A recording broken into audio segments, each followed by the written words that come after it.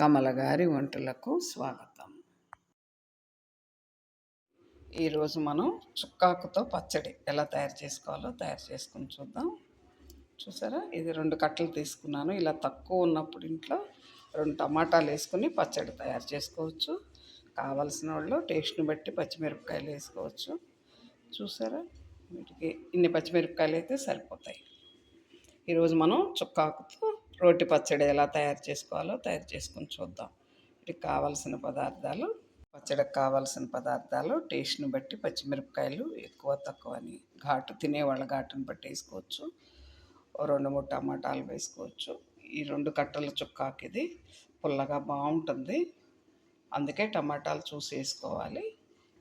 దీనికి కావాల్సినది ఇంకేముంది, జీలకర్ర, వెల్లుల్లిపాయలు, సాల్టు, కాస్త చింతపండు కూడా టమాటా వేస్తున్నాం కాబట్టి ఇలా వేసుకుంటే సరిపోతుంది. ఇది రోటి పచ్చడి చేసుకుందాం. ముందుగా పచ్చిమిరపకాయలు వేయించుకుందాం.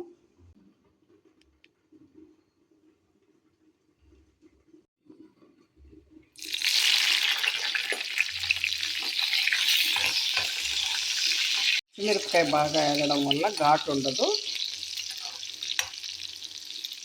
ఇలా మనం బజ్జీలు కూడా ఇలా వేపిస్తాడు కదా, ఘాటు ఉండదు అన్నమాట, మంచి రుచి వస్తుంది.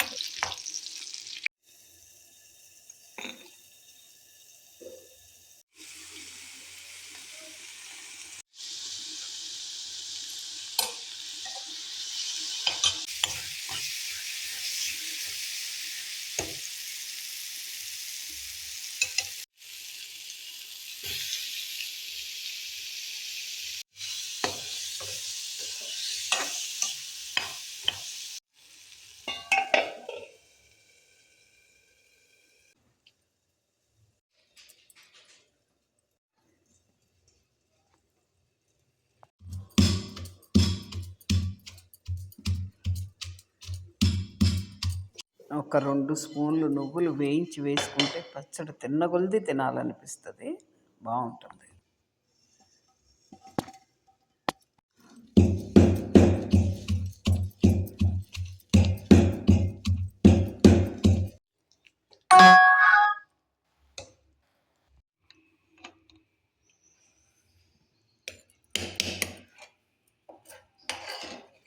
ఇలా గరిటతో కలిపిన పచ్చడి కలిసిపోతుంది.